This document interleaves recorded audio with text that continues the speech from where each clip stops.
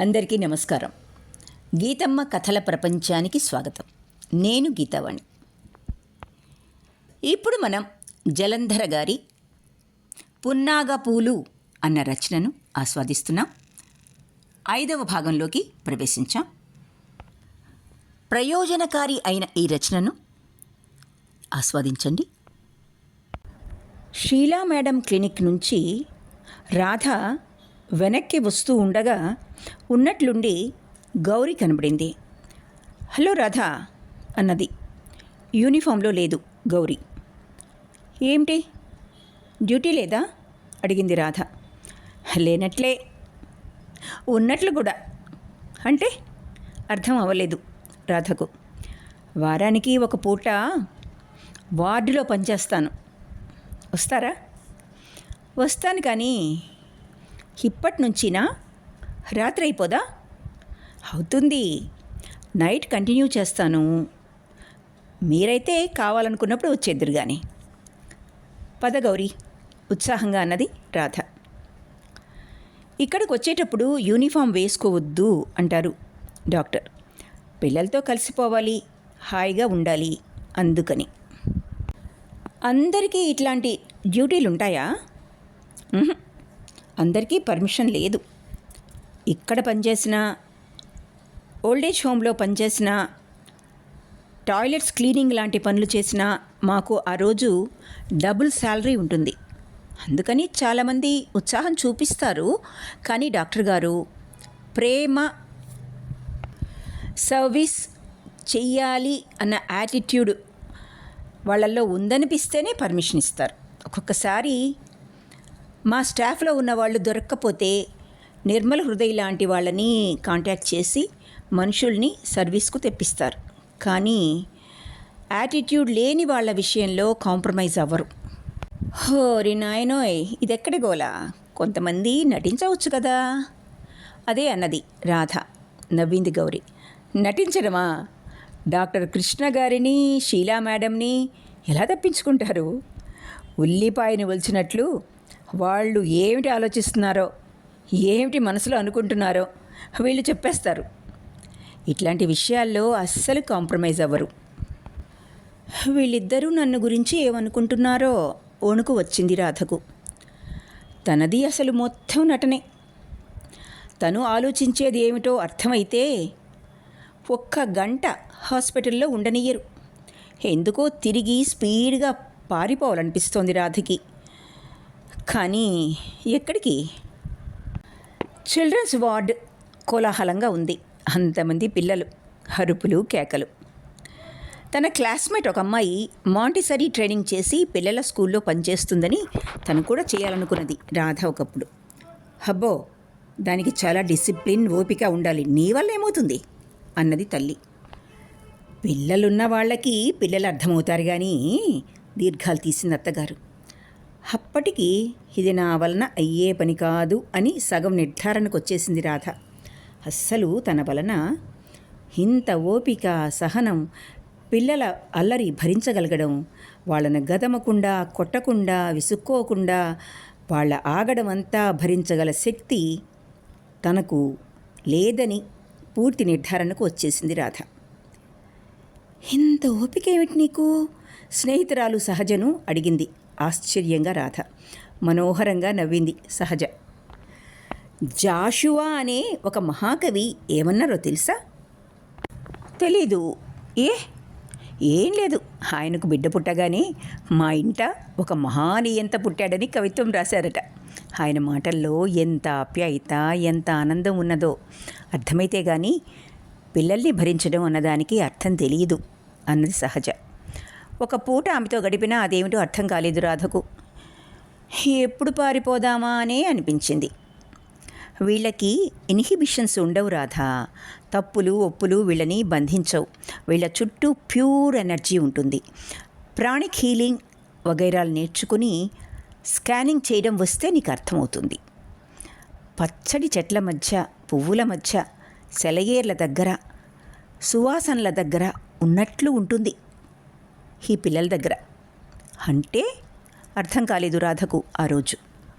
అంటే మన ఉండే ప్రపంచంలో మనుషుల థాట్ ప్రాసెస్, స్వార్థాలు, కక్కుర్తులు, ఇన్సెక్యూరిటీస్ వలన మన ఎనర్జీ లెవెల్స్ పడిపోతాయి.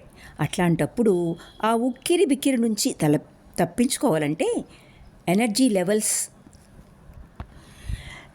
లెవెల్స్ ఉండే ప్రాంతానికి వెళ్ళి వైబ్రేషన్ పెంచుకోవాలి. అవి కొన్ని గుళ్ళు, ప్రార్థనా మందిరాలు, అద్భుతమైన వ్యక్తులు, వాళ్ళ తపస్సును నిక్షిప్తం చేసిన ప్రదేశాలు, కొన్ని ఆరామాలు, ప్రకృతి ఒడి, లేకపోతే ఇలాంటివన్నీ లేకపోతే మనం లోపల వడలిపోయినట్లు అవుతాం. అది కోపంగా, భయంగా, అసూయగా, నిస్సహాయతగా బయటపడుతుంది. నాకు ఈ పిల్లల దగ్గర ఆ ఎనర్జీ కనిపిస్తుంది. అందరి పిల్లలు అలా ఉంటారంటావా? అనుమానంగా అడిగింది రాధ. ఎందుకో తనకు విపరీతంగా అల్లరి చేసి అన్ని వస్తువులు విరగ్గొడుతూ బండగా ఉండే తన ఆడపడుచు పిల్లలు, చాలా వెల్ మేనర్డ్గా ఉండి చాలా పెద్ద మనిషి, చిన్న పిల్లాడిగా కుంచుకుపోయినట్లు కనబడే తన అన్నయ్య కొడుకు, వీళ్లల్లో ఎవ్వడూ సహజ చెప్పే కేటగిరీలో లేరనిపించింది. ప్లే స్టేషన్ కొనిపెట్టలేదని తండ్రిని కాల్ చేసిన 4 ఏళ్ల పిల్లవాడు గుర్తుకొచ్చాడు. క్లాస్ టీచర్ని పొడి చేసిన 8 ఏళ్ల పిల్లవాడు భయపెట్టాడు. ఇంకా అబ్నార్మల్ పిల్లలు, హైపర్ యాక్టివ్ పిల్లలు, అవకరంతో పుట్టి తల్లిదండ్రుల టైము, డబ్బు, జీవితము శూన్యంగా మార్చేసే పిల్లలు, వీళ్ళ సంగతి ఏమిటి? చాలాసేపు ఇట్లాంటి విషయాలు మాట్లాడుకున్నారు ఇద్దరు. నాకు గనక గవర్నమెంట్ హక్కిస్తే ఒక మైక్ తీసుకుని పిల్లల గురించి తెలియని వారు, ప్రేమించడం చేతగాని వాళ్ళు, ప్రాణం విలువ అర్థం కాని వాళ్ళు, పిల్లల్ని పెట్టుబడి అనుకునేవాళ్ళు దయచేసి పిల్లల్ని కనకండి. అలా కన్నారంటే వాళ్ళు శిక్షార్హులు అని ఊరూరా ప్రచారం చేస్తాను అన్నది సహజ చాలా ఉద్వేగంగా. నాకు కూడా పిల్లల్ని కనే అర్హత లేదు, నేను ఈ కేటగిరీ దాన్నే. సహజ అర్థమైనట్లు చూసింది. నీలో చాలా భయాలున్నాయి రాధా, చాలా అభద్రత ఉన్నది. నీకు పిల్లలంటే అయిష్టత లేదు. మిగతా వాళ్ళ ఆంక్షలకు లోబడి వాళ్ళను పెంచాలన్న భయం, నిన్ను వాళ్ళు ప్రేమించరేమో అన్న భయం, ఫియర్ ఆఫ్ రిజెక్షన్ నీకు చాలా ఎక్కువ. నువ్వు ప్రేమ రాహిత్యంలో బ్రతుకుతున్నావు రాధా. అది అంత మంచిది కాదు. ఎవరికో కాదు, నీకే. ఉలిక్కి పడింది రాధ. ప్రేమ రాహిత్యం, ఆ మాట షాక్ లాగా తగిలింది. అక్కడి నుంచి పారిపోయి వచ్చేసింది. ఆ తర్వాత సహజ 2-3 సార్లు ఫోన్ చేసినా కమ్యూనికేట్ చేయలేదు రాధ. చాలా రోజుల వరకు ఆ ప్రేమ రాహిత్యం అనే మాట వెంటాడేది. కానీ తర్వాత మామూలు జీవితంలో పడి మర్చిపోయింది రాధ. ఇవాళ మళ్ళీ సహజ గుర్తుకొచ్చింది. గౌరీ పిల్లలతో సహజంగా కలిసిపోయింది. వాళ్ళ ఆమెను ఒక స్టాఫ్గా చూడటం లేదు. ఏమిటో కబుర్లు అర్థం కానివి, అయినా శ్రద్ధగా వింటోంది గౌరీ. వాళ్లను దగ్గరకు తీసుకుంటోంది, ముద్దు పెట్టుకుంటోంది, గదమాయిస్తోంది. అక్కడ పనిచేసే కొంతమంది స్టాఫ్ ఉన్నారు. ఆ వారంలో జరిగిన విషయాలు, పిల్లల బిహేవియర్ మీద వాళ్ళ అబ్జర్వేషన్సు, వాళ్ళ కోరికలు, పిల్లల కోరికలు అన్నీ ఆఫీస్ రూమ్లో కూర్చొని గౌరికి అప్పచెప్పారు. భోజనాల సమయానికి అందరూ క్రమశిక్షణలో వరుసగా కూర్చొని ఎవరి కంచాలు, గ్లాసులు వాళ్ళు తెచ్చుకొని ముద్దుగా వరుసలో కూర్చున్నారు.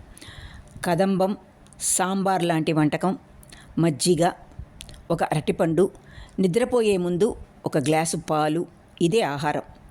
ముందు ఆ రోజు భోజనం అందజేసిన దాతలకు కృతజ్ఞతలు చెప్పి వాళ్ళ శాంతి కోసం మంత్రం చెప్పి భోజనం చేస్తున్నారు. భోజనాలు అవగానే ఎవరి ప్లేటు, గ్లాసు వాళ్ళ క్యూలో వెళ్ళి కడిగి తుడిచి బోర్లించారు. 2 బాబులు గోడ కానుకుని చేతులు కట్టుకుని విడిగా కూర్చున్నారు. వాళ్లకు మిగతా వాళ్లతో భోజనం రాలేదు. ఎందుకని అలా? ఇదేమన్నా పనిష్మెంటా? అడిగింది రాధ కంగారుగా.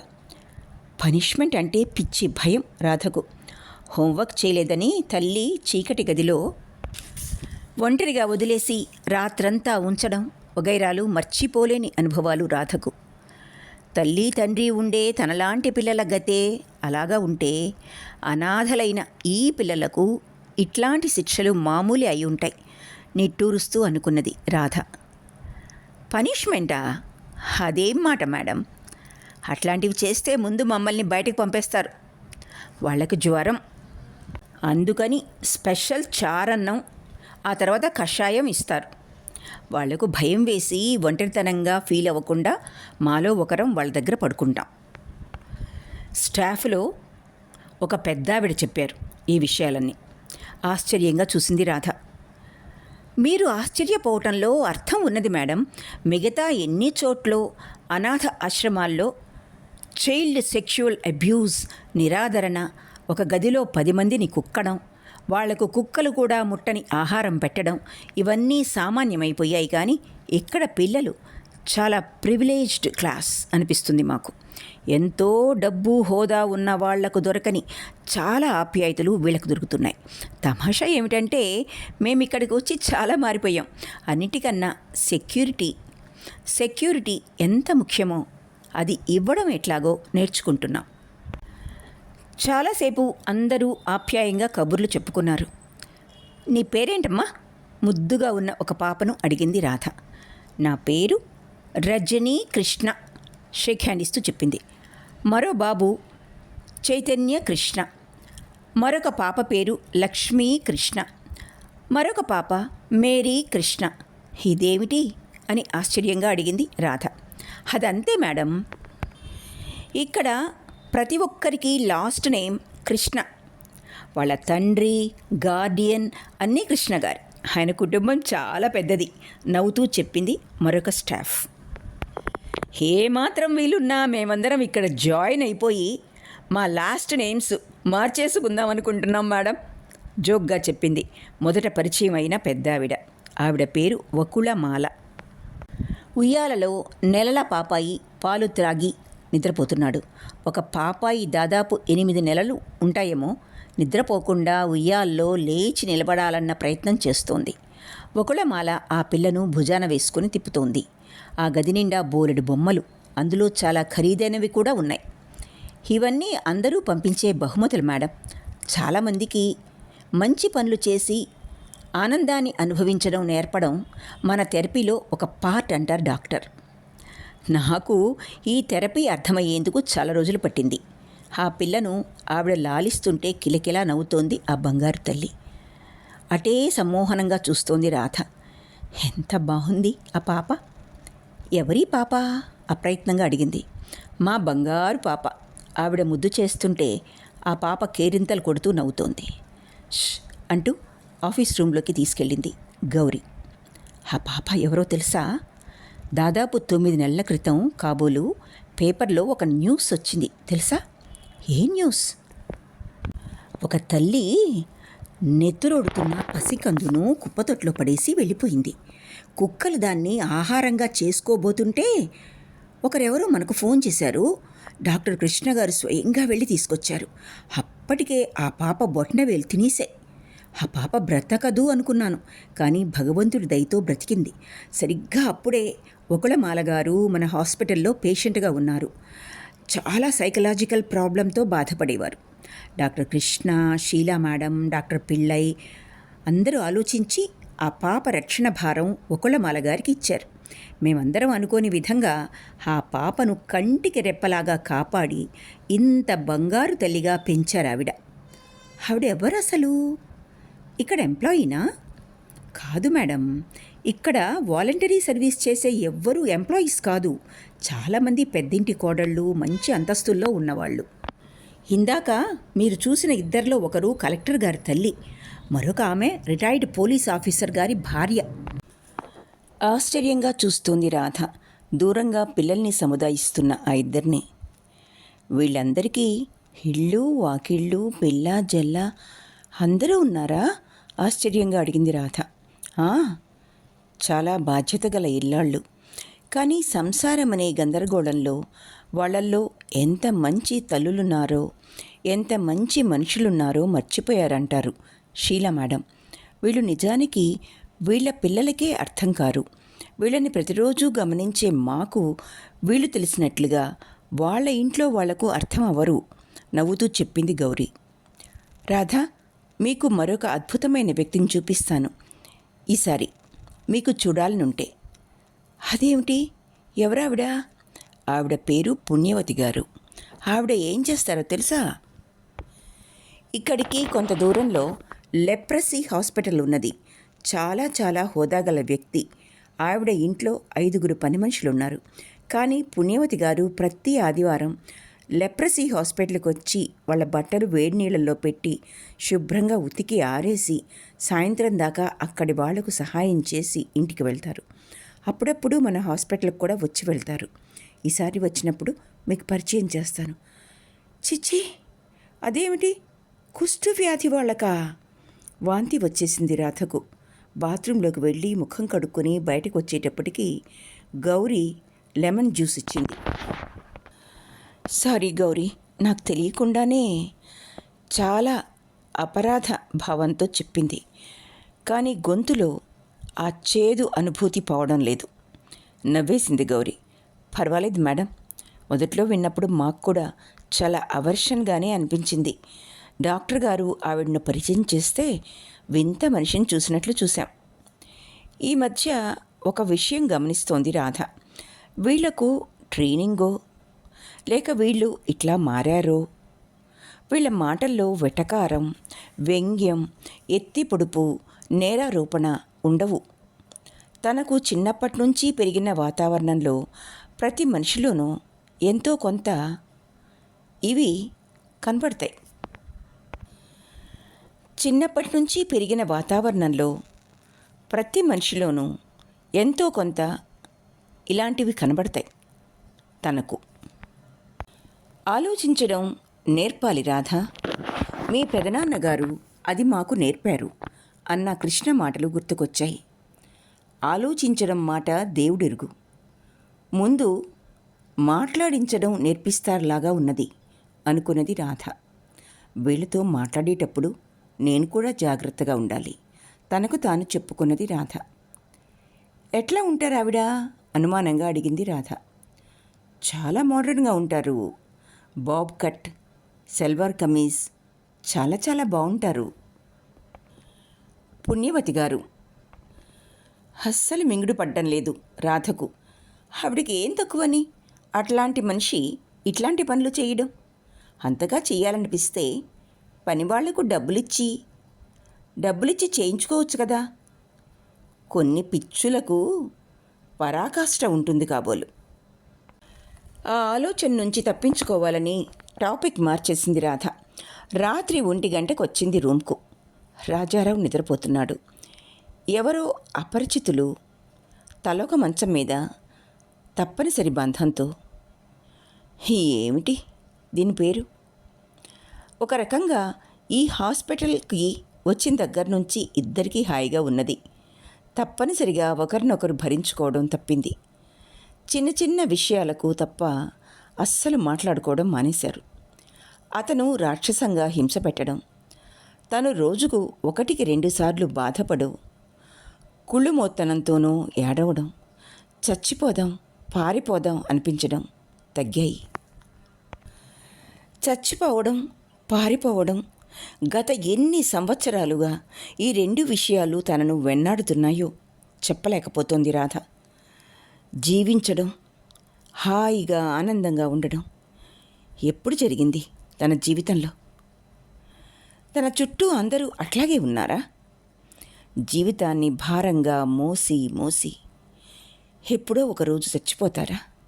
ఈ లోపల బాధ్యతలు, ఆర్థిక సమస్యలు, అనుకున్నవి అనుకున్నట్లుగా జరగక వచ్చే షాకులు, అనుబంధాలు అబద్ధాలుగా మారిపోవడం, ఆప్యాయతలు ప్రేమలు కొనుక్కోవలసి రావడం, నాకిది చేస్తే నీకది ఇస్తాను అనే వ్యాపారపరమైన సంబంధ బాంధవ్యాలు,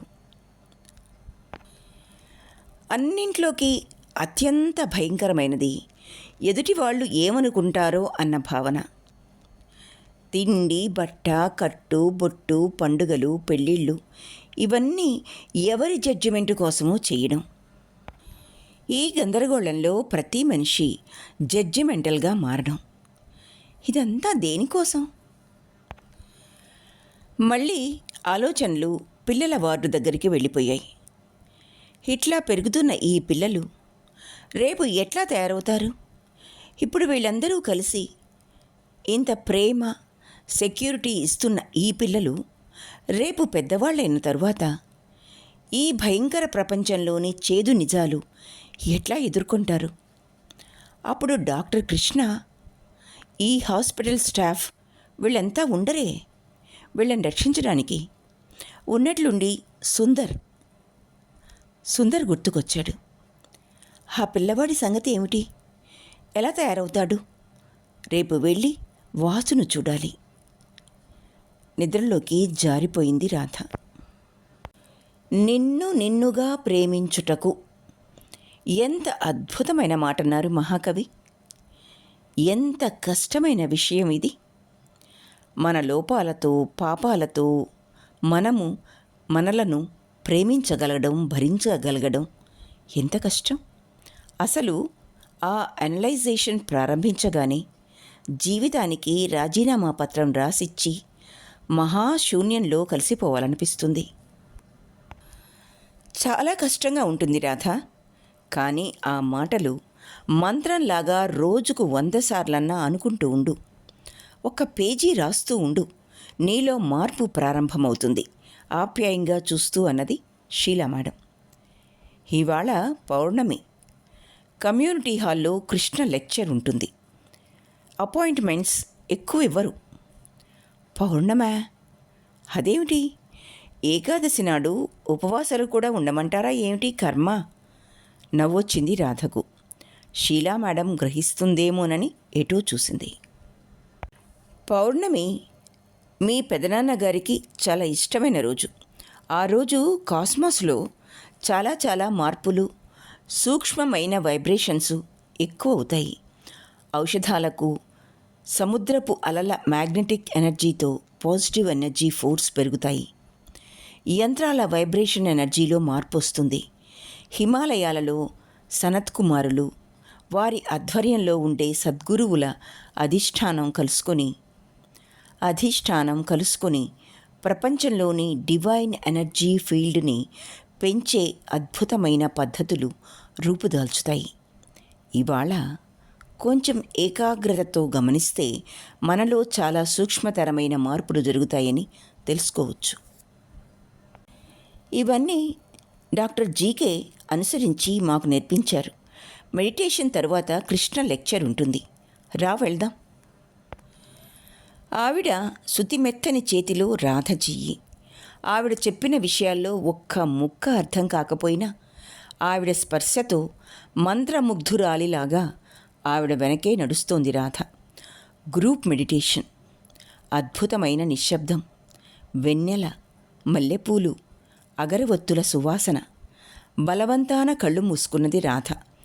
ఆమె చుట్టూ జరుగుతున్న ధ్యాన కిరణాల స్పర్శ ఆమెను మెడిటేషన్లోకి తీసుకువెళ్తోంది. 5 నిమిషాలు కూడా కూర్చోలేని రాధ అరగంట సేపు ఏ లోకాలకు వెళ్ళిపోయిందో అర్థం కాలేదు. కృష్ణ లెక్చర్కు స్టాఫు, ట్రైనర్స్ మాత్రం మిగిలారు. నేను ఉండొచ్చా మేడం? అనుమానంగా అడిగింది రాధ. వెళ్ళిపోదామనుకున్నా వెళ్ళనివ్వను, కూర్చో. ఆప్యాయంగా చనువుతో కూర్చోబెట్టారు షీలా మేడం. కృష్ణ డయాస్ వైపు వెళ్లే ముందు షీలా మేడం కాళ్లకు దండం పెట్టాడు. పక్కనున్న రాధను చూడగానే అతని కళ్ళల్లో ఆ భావం ఏమిటి అర్థం కాలేదు రాధకు. మెచ్చుకోలా, సంతోషమా, నువ్వు కూడా వచ్చావే అన్న ఆశ్చర్యమా? వీళ్ళంతా ఎందుకు ఇప్పటికిప్పుడు నాలో ఏదో అద్భుతమైన మార్పు తెచ్చేయాలని ప్రయత్నిస్తున్నారు? తనేం ప్రత్యేకమైన వ్యక్తి కాదే. ఎందుకో లేచి పారిపోదామనిపించింది రాధకు. బలవంతంగా ఆ కోరిక అణుచుకొని తల వంచుకొని కూర్చున్నది. చుట్టుపక్కల అందరూ తననే చూస్తున్నారన్న భావన, జడ్జి చేస్తారన్న భయం ఎవరికీ కనబడకుండా ఉన్నట్లుండి భూమిలోకి కుంచుకుపోవాలన్న కోరిక. కృష్ణ మాట్లాడడం ప్రారంభించాడు. అద్భుతమైన అక్షర ప్రవాహం, రాగఝరిలా, ముగ్ధ మోహన సంగీతంలా ఆ ఆవరణను, అనుభూతుల్ని, అంతరంగాలను అతి సున్నితంగా స్పృశించి మెదడులో ఏదో వెలుతురు జల్లుల్ని కురిపిస్తున్నాయి డాక్టర్ కృష్ణ మాటలు. జీవితం పట్ల ప్రేమ కలిగించడంలోనే మన ప్రయత్నం అంతా ఉంటుంది. మనం ఈ నెలలో ఎక్కువగా క్యాన్సర్ పేషెంట్స్తో డీల్ చేస్తున్నాం. నీకు క్యాన్సర్ ఉంది, ఈ 3 మాటలు చాలు. వినగానే చాలామంది డినయల్ మోడ్లోకి వెళ్ళిపోతారు. ఏమీ జరగనట్లు ప్రవర్తిస్తారు. చిన్నప్పటి నుంచి మనకు సంఘం ఇచ్చే పేరెంటల్ మెసేజ్: నీ కష్టాలు ఇతరులతో పంచుకోకు, నీ బాధ నీదే, ఆర్చేవారా తీర్చేవారా, సంసారం గుట్టు రోగం రట్టు అవ్వాలి అంటారు. కానీ రోగం కూడా చాలా కారణాల వల్ల గుట్టుగానే ఉంచుతారు. ఎవరేమనుకుంటారో అన్న ఆలోచన చాలు వీళ్ళు మృత్యు నీడలోకి వెళ్ళిపోవడానికి. మనం చాలా జాగ్రత్తగా ఈ డినయ్యర్స్ని ఫైటర్స్గా మార్చాలి. కొంతమంది తమ జీవితాన్ని త్యాగం చేస్తే ట్రీట్మెంట్ డబ్బు తర్వాత కుటుంబానికి వేరే ఖర్చులకి వస్తాయి అని ఆలోచిస్తారు. పేషెంట్స్లో ఇలాంటి వారిని గుర్తించి మన జనరల్ వార్డులో అడ్మిట్ చేసుకుని ఖర్చు బారి నుంచి మనం తప్పించగలం. కానీ మన యుద్ధం ఎవరితోనో తెలుసా? జీవితంలో తమకు కొన్ని అవసరాలు, టేస్టులు, ఆనందాలు ఉన్నాయని గుర్తించని వాళ్లతో. వీళ్ళే మనకు డిఫికల్ట్ పేషెంట్స్. వాళ్లకు వాళ్ళుగా ఏనాడు ఏమీ చేసుకుని ఎరగరు. ఒకరికి సేవ చెయ్యడమే గాని చేయించుకోవడం చేతకాని వాళ్ళు వీళ్ళల్లో మరొక రకం వాళ్ళు ఉన్నారు. వీళ్లకు క్యాన్సర్ కన్నా భయంకరమైన వ్యాధి ఉంటుంది. అది ప్రేమరాహిత్యం.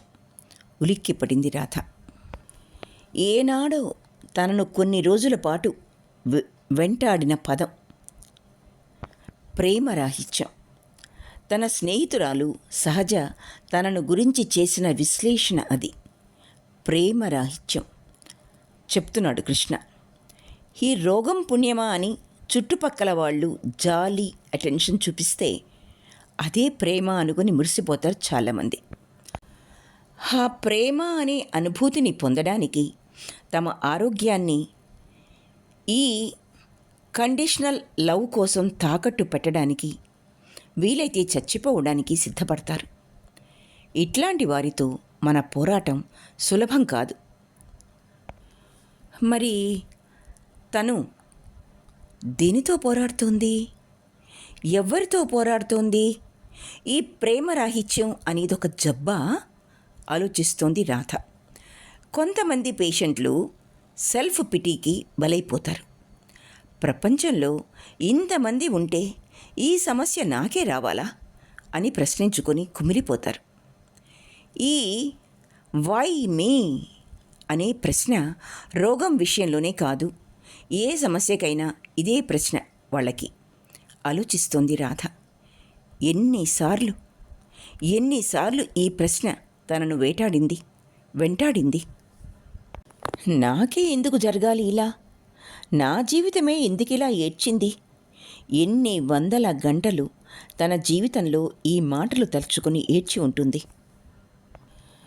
క్యాన్సర్ మాలిక్యులర్ సెల్స్ మీద మన పరిశోధన ముందుకు వెళ్ళాలంటే మన శరీరం ఆలోచనలు వాటిని పెరగనీయకుండా ఎలా ఆపుతాము అన్నది గ్రహించుకోవాలి. మన ఆలోచనలే మన జీవన పంథాన్ని ఏర్పరుస్తాయి, శరీర తత్వాన్ని మారుస్తాయి. మన షీలా మేడం గారు ఆలోచనలను సరిదిద్దడం ద్వారా, ఆలోచించడం నేర్పించడం ద్వారా ఈ విషయంలో మనల్ని గైడ్ చేయగలరు. చప్పట్లు కొట్టారు జనం. దాచుకున్న కోపాలు, కసి, అసహ్యాలు రోగం పెరగటానికి ఒక కారణం అన్నది కొన్ని వేల సార్లు రుజువు అయింది. మన తల్లిదండ్రుల్ని, మనం పెరిగిన వాతావరణాన్ని, మనం ఆకర్షించిన ఈ రోగాల్ని ఇప్పుడు కాదని లేదని భ్రమపడలేం, కానీ అవి కల్పించిన ఈ పరిస్థితి నుంచి బయటపడగలం ఎలా అన్నది ప్రశ్న. మన పేషెంట్లు మంచిగా ఉండాలని, ఒద్దికగా ఓపికగా ఉండాలని మనం ఎదురు చూడడం మానాలి. మనకు కావలసింది మంచి పేషెంట్ కాదు, సర్వైవర్.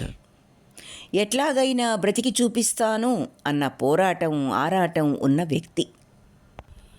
పేషెంట్ తనలో అణచుకున్న కోపం, కసి, ద్వేషం, భయం ఇవి బయట పెట్టించగలిగితేనే మనం వాళ్ళను రక్షించడానికి సిద్ధంగా ఉన్నామని అర్థం.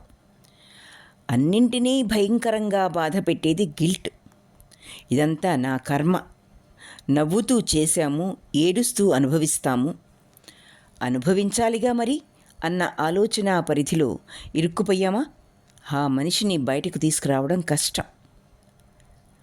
మనస్తత్వాల మీద రీసెర్చ్ చేసిన డెరగాటిస్ అనే వ్యక్తి ఏమంటారంటే, వినయంగా, ఓర్పుగా, అపరాధ భావంతో ఉండే పేషెంట్స్ కన్నా గద్దరగా పోట్లాడుతూ హక్కుల కోసం పోరాటం జరిపే పేషెంట్లు త్వరగా ఆరోగ్యానికి వస్తారు అంటారు. స్వప్న గుర్తుకొచ్చింది. స్వప్నలో పోరాట తత్వం తగ్గుతోంది. రాణిలో అపరాధ భావన కృంగదీస్తోంది. ఇద్దరూ ఎటు అడుగులు వేస్తున్నారు? ఇప్పుడు మన హాస్పిటల్లో మా గురువుగారు ఏర్పరిచిన 4 ప్రశ్నల పద్ధతి గురించి మరొక్కసారి మాట్లాడుకుందాం. 4 ప్రశ్నల? ఏమిటవి? శ్రద్ధగా వింటోంది రాధ. డాక్టర్ పిళ్ళై, మీరు చెప్పండి. మొదటి ప్రశ్న విశ్లేషణ. డాక్టర్ పిళ్ళై మైక్ తీసుకున్నాడు. మొదటి ప్రశ్న, మీరు 100 సంవత్సరాల పాటు బ్రతకాలి అనుకుంటున్నారా? బ్రతికితే ఎలా ఉండాలనుకుంటున్నారు? ఈ ప్రశ్నకు సమాధానం మనకు సాధారణంగా నెగిటివ్గానే వస్తుంది. అమ్మో, 100 ఏళ్లే, ఇంకా నయం, ఏమో, కాళ్ళు చేతులు సరిగ్గా ఉండగా ఎవ్వరి మీద ఆధారపడకుండా చచ్చిపోతే చాలు. 100 మందిలో 80 మంది ఇలా సమాధానం ఇస్తారు. చాలామంది అనాయాసేన మరణం, వినా దైన్యేన జీవనం అని శ్లోకాలు చెప్తారు. ఇంకా చచ్చిపోతామేమో అని తెలియగానే భక్తి ఎక్కువ అయిపోయి దాన్ని వెనకాల దాక్కుంటారు చాలామంది. పూజలు, పునస్కారాలు, అన్నదానాలు చేసేస్తూ ఉంటారు. చచ్చిపోయే ముందు మంచివాళ్ళు అనిపించుకోవాలన్న తపన. దీనికి కారణం ఏమిటంటే, మామూలుగా జీవితంలో చాలామందికి తెలియని, అర్థం కాని సత్యం ఏమిటంటే, మనను మనం ప్రేమించుకోవడం, ఎదుటివారికి సేవ చేయటానికి అడ్డం అనుకుంటారు. ఈ రెండింటి మధ్య అగాధం ఉన్నది అనుకుంటారు. మన చుట్టూ సంఘం ముందు మనకు చెప్పవలసిన మొదటి పాఠం ఇదే. నిన్ను నువ్వు ప్రేమించుకుని గౌరవించుకోవడం చేతకానప్పుడు మరొకరికి నువ్వు చేసే దానిలో బాధో, ఆత్మన్యూనతో, తప్పనిసరి అనిపించడమో, మంచి పేరు తెచ్చుకోవాలన్న ఆరాటమో ఉంటుంది. కానీ అది పూజలాగా చేసే సేవగా రూపుదాల్చదు అన్నది డాక్టర్ జీకే గారి కాన్సెప్ట్. హ్యాన్స్ సెలియే,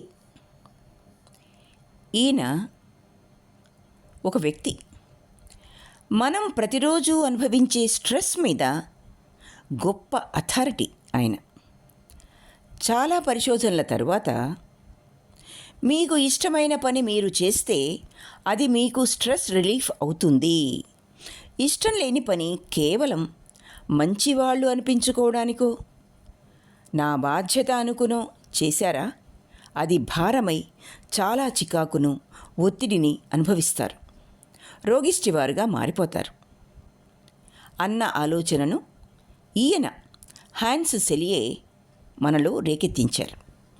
అందుకని 100 ఏళ్ళు కాకపోయినా కొన్నేళ్ళు బ్రతికినా క్వాలిటీ జీవితం అనుభవించాలి అనుకోవడం అందరికీ ముఖ్యం. మనం ప్రతిరోజు ఏమిటి ఆలోచిస్తున్నాం, ఏమిటి చేస్తున్నాం అన్న గుర్తింపు ముఖ్యం. అది మన భవిష్యత్తుకు బాట వేస్తుంది. దానికి ముఖ్యంగా చేయవలసింది ఏమిటి? పేషెంట్ హిస్టరీ తెలుసుకోవాలి.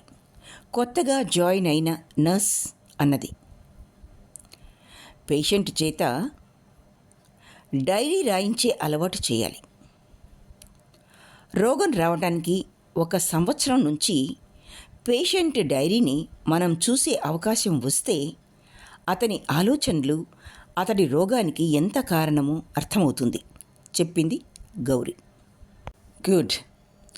మనిషి భవిష్యత్తు ఎలా ఉంటుందో చెప్పాలనుకునేవారు అతని ఆరాలో ఆలోచన విధానాన్ని చదవగలిగితే చాలు.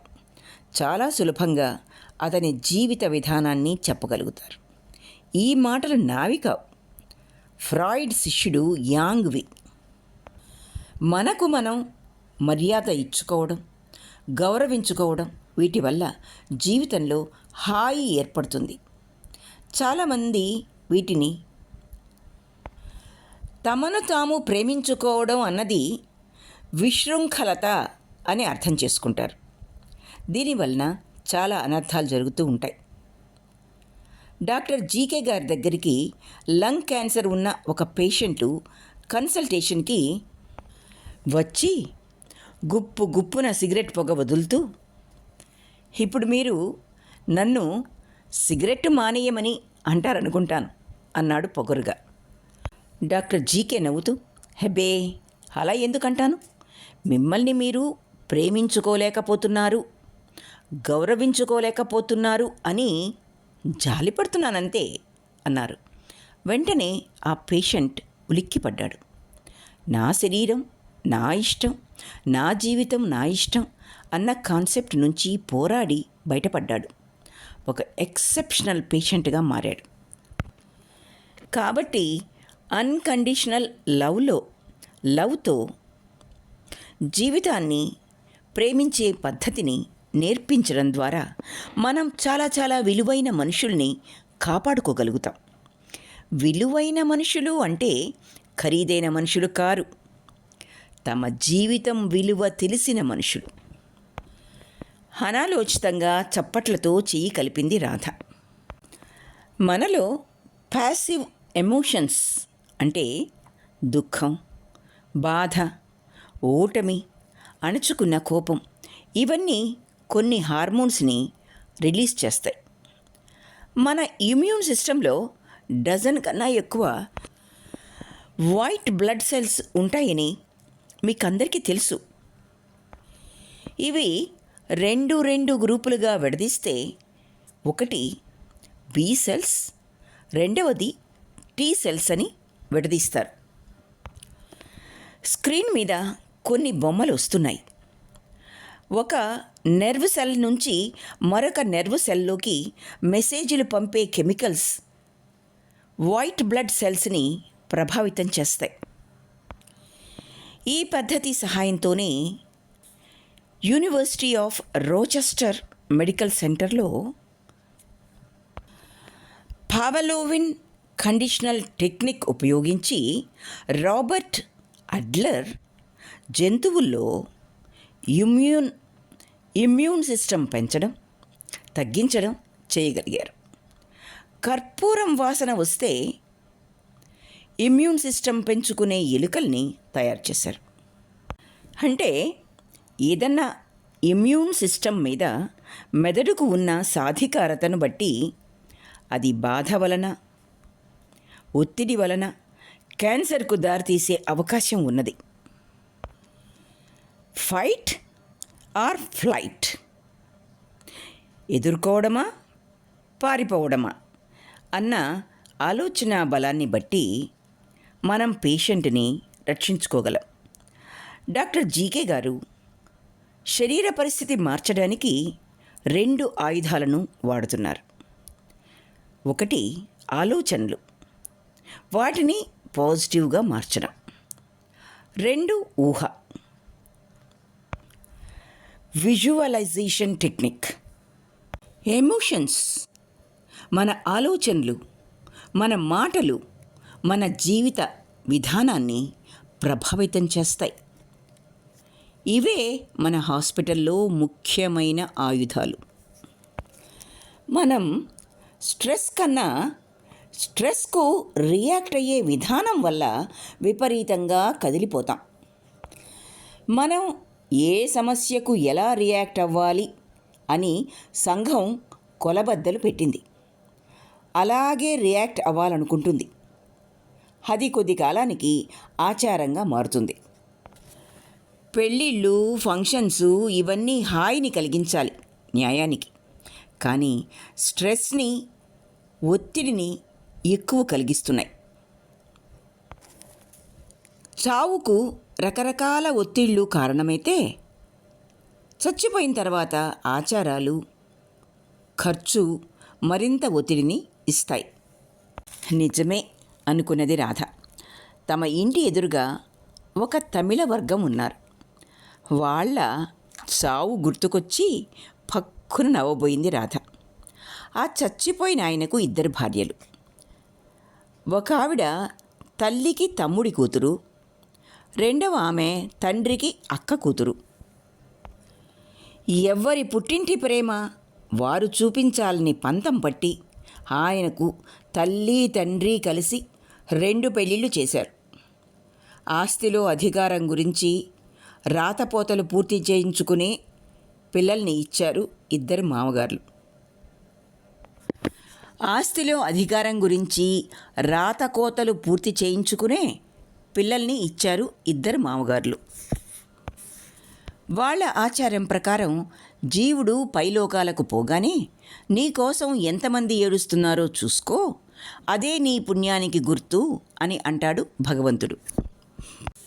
అతడు చనిపోగానే గగ్గోలుగా కొన్ని గొంతుకలు పొయ్యాడే పొయ్యాడే అని పేరు పెట్టి గుండెలు అవిసేలా ఏడుస్తున్నారు. ఆశ్చర్యపోయింది రాధ. ఇంతమంది అంత గట్టిగా ఏడుస్తున్నారంటే పాపం ఆయనకు ఎంతమంది ఆత్మీయులో అనుకున్నది. 15 నిమిషాలు గగ్గోలుగా ఏడ్చిన తర్వాత కొంచెం గ్యాప్ రావడం, మొదటికన్నా ఘనంగా మళ్ళీ ఏడుపులు, కేకలు. మొదట్లో ఉన్న గౌరవం మెల్లిగా జారిపోయి అంచెలంచెలుగా జరుగుతున్న ఈ గగ్గోలు అంతా ఫార్స్గా వినిపించడం ప్రారంభించింది. చనిపోయిన వ్యక్తి పెద్ద బిజినెస్ మ్యాన్. అందుకని తమ కుటుంబం అంతా తప్పనిసరిగా వెళ్ళాలని ఆర్డర్ వేశారు అత్తగారు. సింపుల్గా కనబడే ఖరీదైన చీరలు, హోదాను తెలియబరుస్తూనే కనబడనట్లుండే నగలు, ఇవన్నీ ఎవరికీ ఎవరు చెప్పకపోయినా తప్పనిసరిగా అలాగే ఉండాలి అన్నది ప్రోటోకాల్. చావు చూడటానికి వెళ్తూ కూడా నేను ఎట్లా ఉన్నాను అన్న ఏడుపేమిటి అని రాధకు మొదట్లో చికాకు వేసేది. కానీ చచ్చిన వాళ్ళు మనల్ని చూడరు. కానీ ఆ చచ్చిన వాళ్ళ చుట్టూ ఉండేవాళ్ళు బ్రతికి ఉన్నవాళ్లేగా. వాళ్ళ మధ్యలో మనం గతిలేని వాళ్ళలా కనబడతామా? పైగా ఫలానా వాళ్ళ కోడళ్ళు అని అందరికీ తెలుసు. లేకి వేషాలు వేయకండి, మన హోదాకు తగ్గట్లు ప్రవర్తించండి. అత్తగారు ఇచ్చిన వార్నింగ్తో అణిగిపోయారందరూ. ఒకసారి ఎవరో దూరపు చుట్టాల్లో చిన్న బాబు పోయాడని తప్పనిసరి పలకరింపులకు వెళ్ళింది రాధ అత్తగారు ఆడబడుచుతో. క్రికెట్ ఆడుకొని వచ్చి కళ్ళు తిరిగి పడిపోతే హాస్పిటల్కి తీసుకువెళ్తే బ్లడ్ క్యాన్సర్ అన్నారు. వారం రోజుల లోపల హాస్పిటల్కి 9 లక్షలు ఖర్చు పెట్టారు. ఇల్లు తాకట్టు పెట్టారు. బిడ్డ దక్కలేదు చెప్తున్నారెవరో. పాలుగారేలా చెక్కిళ్ళు, దంతపు బొమ్మలాంటి బిడ్డ. చూస్తుంటే దుఃఖం పొంగుకొచ్చింది రాధకు. ఏం పాపం చేశాడని ఈ బిడ్డకింత శిక్ష? ఆ తల్లికి ఎంత కడుపు కోత! వెక్కిళ్ళు పెడుతూ ఏడ్చేసింది రాధ. మా రాధ చాలా సున్నితమైన మనిషి అండి, తట్టుకోలేదు. ఏం చూసినా రాధా, లోపలికి వెళ్ళి మంచినీళ్లు తాగిరామ్మా. అత్తగారి గొంతులో 2 ధ్వనులు. బయట వాళ్లకు వినబడే ఆప్యాయత, తనకు మాత్రం వినబడే చీత్కారం. బయలుదేరాలని కారులో కూర్చోగానే, ఏమిటి దుఃఖం అంత పుక్కిలింతలుగా వచ్చిందా? అమ్మవైపు బంధువువే, నాన్నవైపు చుట్టంవే. మర్యాదకు చుట్టపు చూపుగా పలకరించడానికి వచ్చామా వెళ్ళామా అన్నది పోయి ఏమిటా కన్నీళ్ళు, దుఃఖాలు? హుందాగా ఉండడం రాదా? అత్తగారు పెట్టవలసిన 4 పెట్టింది. అసలు ఈ చావు మర్యాదలేమిటో, వీటి వెనకాల మన హోదా తప్ప మనసు ఉండడానికి వీలు లేదన్నది అర్థం అవ్వడానికి చాలా రోజులు పట్టింది రాధకు. అందుకే ఆ రోజు ఎదురింటికి వెళ్ళడానికి తయారైపోయింది రాధ. ఆ తమిళుల ఇంటికి వీళ్ళు గేట్ దగ్గరికి వెళ్ళేటప్పటికి కొంచెం వాతావరణం అలజడి లేకుండానే ఉన్నది. పాపం ఎంతసేపు ఏడుస్తారు, గొంతుకలు రాచుకొని పోయి ఉంటాయి అనుకున్నది రాధ. వీళ్ళు లోపలికి వెళ్ళడం ఆలస్యం. అమ్మో అమ్మో, నా సామి పొయ్యాడమ్మా, నా దేవుడు పొయ్యాడమ్మా, అమ్మో అమ్మో అంటూ ఫటాఫటా లెంపలు వాయించుకుంటూ, నేను పాపాత్మురాల్ని, అందుకే నా దేవుణ్ణి ఎత్తుకుపోయాడు ఆ దేవుడు అని ముక్త కంఠంతో శోకాలెత్తుకున్నారు శవం పక్కన చెరుకు వైపు కూర్చున్న 2 భార్యలు. వెంటనే కోరస్లో అటూ ఇటూ దాదాపు 100 మంది పోయావా స్వామి అని గట్టిగా దుఃఖపడడం ప్రారంభించారు. అత్తగారికి భయం వేసి రాధ చెయ్యి గట్టిగా పట్టుకున్నది. రాధకు కూడా హడలు పుట్టింది. బిక్క చచ్చిపోతూ అక్కడ కుర్చీలో కూర్చున్నారు. వెంటనే పళ్ళరసాలు, కాఫీలు యూనిఫామ్లో ఉన్న పిల్లలు తెచ్చి ఇస్తున్నారు. మెల్లిగా అత్తగారు వివరాలు కనుక్కున్నారు. 2 భార్యల వెనకాల ఉన్న 15 మంది వాళ్ళ పుట్టింటి వారట. వీళ్ల ముందు కూర్చున్న తలొక 50 మందిని ఏడవడానికి రోజుకు 200 భోజనం, బేట, రవాణా ఛార్జీలు ఇచ్చి తెప్పిస్తారట. వీళ్ళందరూ కలిసి మూకుమ్మడిన ఒక్కసారిగా గగ్గోలు పెట్టగానే పైన ఉండే అమాయకపు దేవుడు ఎంతమంది ఏడుస్తున్నారో పాపం, ఈ జీవి పుణ్యాత్ముడే అనుకుంటాడట. హారిని, వీళ్ళ అఘాయిత్యం కూలా అని నోరు నొక్కుకున్నది అత్తగారు. కొంచెం వాతావరణం ప్రశాంతంగా ఉన్నది అనే లోపల మరెవరో పలకరించాలని లోపలికొచ్చారు. అంతే, మళ్ళీ మొదలు. ఒక్కసారి అందరూ గగ్గోలుగా అరిచారు, హడలిపోయారు అత్తా కోడళ్ళిద్దరు. రాధా, నాకు దడవస్తోందే అని గబగబా 2 గ్లాసుల పళ్ళరసం తాగేశారు అత్తగారు. సాధారణంగా చావింట్లో ఎవరినీ మంచినీళ్లు కూడా తాగనియ్యరు అత్తగారు. ఆ గగ్గోలు అణిగిన తర్వాత మరెవరన్నా వస్తారేమో, మరొకసారి హడలిపోవాల్సి వస్తుందని దాదాపు పారిపోయినంత స్పీడ్గా ఇంటికి వచ్చి పడ్డారు అత్తాకోడళ్ళు. ఆ తర్వాత నోటికి కొంగు అడ్డం పెట్టుకుని నవ్వడం ప్రారంభించిన అత్తగారు మర్నాటిదాకా ఆపలేదు. ఇంటికి వచ్చి తలస్నానాలు చేసి బట్టలు తడిపేసి విభూతి పెట్టుకుని ఇవన్నీ చేస్తూనే అంచెలంచెలుగా నవ్వుతూనే ఆవిడ ఫోన్లు చేసి కుతుళ్లకు చిలువలు పలువలు అల్లి చెప్పి నవ్విస్తూనే ఉన్నది. రాత్రి బెడ్రూమ్కు వెళ్ళి మంచం మీద అడ్డంగా పడుకుని నవ్వుతూనే ఉన్నది. 11వ రోజు తర్వాత ఫలహారాలు, బట్టలు తెచ్చాడు వాళ్ళ క్లర్కు. మాకెందుకు బట్టలు అని తెల్లబోయింది అత్తగారు. మళ్ళీ ఆ ఫార్స్ అంతా గుర్తుకొచ్చి కొంగు నోటికి అడ్డం పెట్టుకున్నది. లోపలికి పారిపోయింది రాధ, నవ్వేస్తానేమోనని. అది వాళ్ళ ఆచారమమ్మా అని జరుగుతున్న గందరగోళం అంతా చెప్పాడు. ఆస్తుల పంపకాల్లో అన్యాయం జరిగిందని 2 భార్యలు వాళ్ళ కొడుకుల్ని చితి పెట్టడానికి వీల్లేదని గందరగోళం చేశారట. ఆయన తల్లేమో, నా కొడుకు అనాథ ప్రేతంలాగా పోవాలనా అని ఏడుపులు. మధ్యవర్తులు సంధి చేసి సూర్యాస్తమయం లోపల మొత్తానికి దహన కార్యక్రమాలు పూర్తి చేశారట.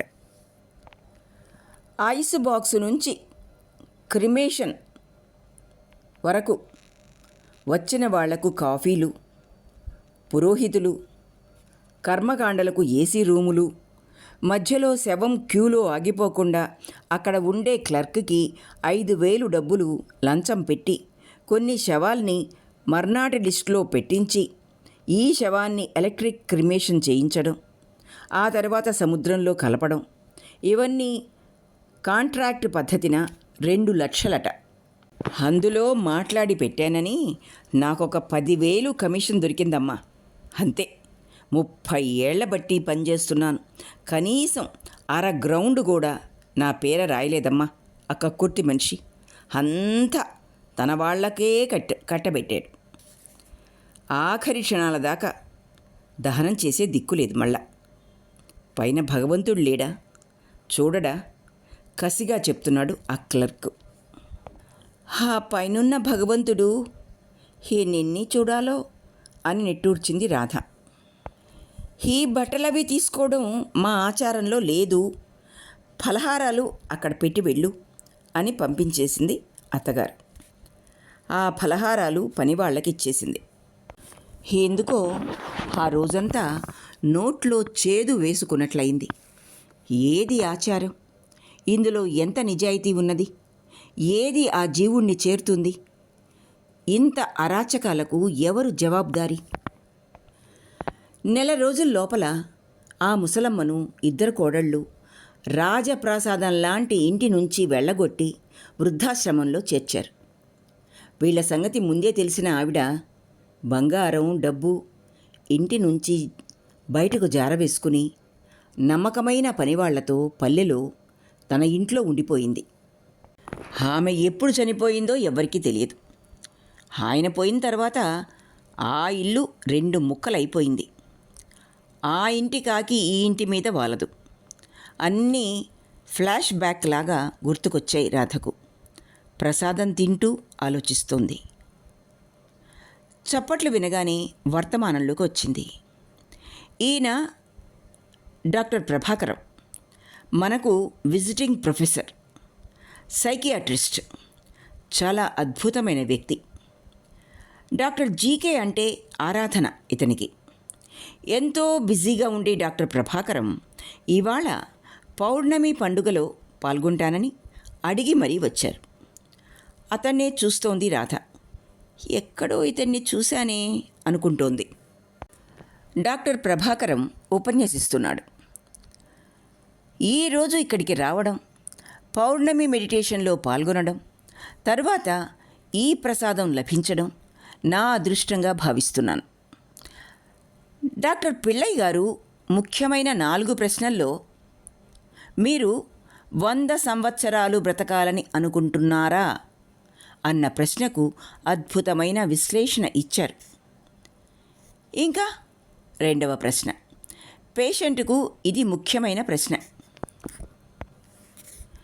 ముఖ్యంగా దీర్ఘకాలిక వ్యాధులున్న వారికి ఈ అనారోగ్యం రాకముందు 1 లేదా 2 సంవత్సరాలకు ముందు మీ జీవితంలో అతి ముఖ్యమైన సంఘటనలు ఏమి జరిగాయి? అవి మానసికంగా, శారీరకంగా మిమ్మల్ని ఎటువంటి అనుభవానికి గురి చేశాయి? 19వ శతాబ్దపు చివరిదాకా వైద్యం గురించి రాసిన డాక్టర్లు కానీ, రచయితలు కానీ జీవితం మీద మానసిక స్థితి ఇచ్చే ఒత్తిడిని గుర్తిస్తూనే ఉన్నారు. India, China, Japan, Tibet, Egypt వగైరా దేశాల్లో వైద్యం మీద దీని ప్రభావమే ఎక్కువ ఉండేది. డాక్టర్ జివాగో నవలలో రచయిత బోరిస్ పాస్టర్నాక్ చాలా అద్భుతమైన విషయం చెబుతాడు, చూడండి. డాక్టర్ ప్రభాకరం వెనకాల స్క్రీన్ మీద కొటేషన్ ఫ్లాష్ అవుతోంది. మన నర్వస్ సిస్టమ్ అనేది భ్రాంతి కాదు, అందులో మన ఆత్మ ఉన్నది. దాన్ని ఎల్లవేళలా కాదనుకుని బ్రతకలేం. ఇవి కూడా బోరిస్ పాస్టర్నాక్ మాటలే. కానీ 19వ శతాబ్దపు ఉత్తరార్ధంలో కేవలం నొప్పి తగ్గించడానికి మందు వేసుకునే పద్ధతి అమల్లోకి రాగానే వీలైనంత వరకు నొప్పికి కారణాలను అన్వేషించడం మనిషి మానేశాడు. ఎప్పుడైతే ఫిజికల్ పెయిన్కు ఫిజికల్ లెవెల్లో మాత్రమే కారణం వెతికి అంతర్లీనమైన కారణాలను కొంపలు అంటుకుపోతే తప్ప వెతకడం అనవసరం అనుకునే స్థితికి వైద్యుడు, పేషెంటు ఇద్దరూ వచ్చేశారో అలా ఎప్పుడైతే వచ్చేశారో వైద్య రంగంలో మందులు పెరిగి నిజమైన వైద్యం తగ్గుముఖం పట్టింది. మనిషిలో గల అంతర్గతమైన శక్తికి ప్రాముఖ్యం చాలా తగ్గిపోయింది. డాక్టర్ జీకే గారి పద్ధతిలో ఎమోషన్, ఊహ ఈ రెండింటి సహాయంతో 3 వంతుల వైద్యం, వాటికి సహాయకారిగా మందులు, సంరక్షణ మరొక వంతు ఉపయోగిస్తాయి. డాక్టర్ బెకర్ ఈయన ఒక ఆర్థోపెడిక్ సర్జన్. ఈయన మనిషి శరీరంలో విద్యుత్ తరంగాల శక్తి మీద గొప్ప రీసెర్చ్ చేశారు. విరిగిన ఎముకలు అతుక్కోవడానికి ఈ శక్తిని ఉపయోగించడం గమనించారు. హిప్నటైజ్ చేయబడ్డ పేషెంట్ శరీరంలో కొన్ని ప్రాంతాల్లో కేవలం సజెషన్తో ఓల్డేజ్ కంట్రోల్ తీసుకురావచ్చు అని కనుక్కున్నారు. మన డాక్టర్ జీకే హిప్నోసిస్తో పేషెంట్ తన శరీరం మీద వాట్స్ పడిపోయేట్లు చేసుకోవటం, క్యాన్సర్ కణుతులు చిన్నదిగా చేసేసుకోవటం, ఎప్పుడూ గొంతు విప్పని మనిషి తనలో ఒక గొప్ప సంగీత విద్వాంసుణ్ణి గుర్తించగలగడం, ఇవన్నీ చేసేవారు. మేమందరం చూసాం. ఆశ్చర్యంగా వింటోంది రాధ.